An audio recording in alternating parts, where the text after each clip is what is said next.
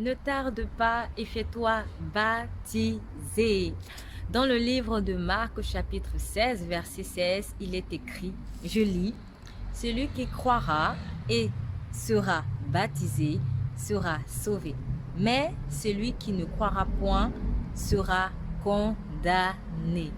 Le baptême, c'est dire à Jésus, oui, je m'engage véritablement à te suivre et je le dis haut et fort devant tous et devant toutes. Lorsque nous aimons vraiment quelqu'un, on ne va pas éternellement le faire attendre quand même pour se marier avec la personne. Bien sûr, si nous sommes en Christ. Parce que dans le monde, le mariage, ce n'est pas forcément nécessaire. On peut vivre ensemble et puis tout va bien. Mais ce n'est pas ça la logique de Dieu. Lorsque nous aimons vraiment quelqu'un et que nous voulons faire notre vie avec cette personne, à un moment donné, on pense à se marier.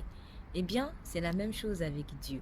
La relation entre l'homme et Dieu est une relation de mariage en réalité, et c'est pour cela que on parle des noces de l'agneau dans la Bible, spécifiquement dans le livre d'Apocalypse et aussi dans certains évangiles.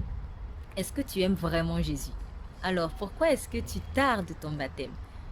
Fais-toi baptiser et tu verras qu'il se passera beaucoup de choses pour lesquelles tu es même en train de prier en ce moment. Certaines bénédictions, nous les avons parce que nous nous sommes engagés avec Christ jusqu'à un certain niveau, mais nous en aurons encore d'autres au fur et à mesure que notre engagement devient profond.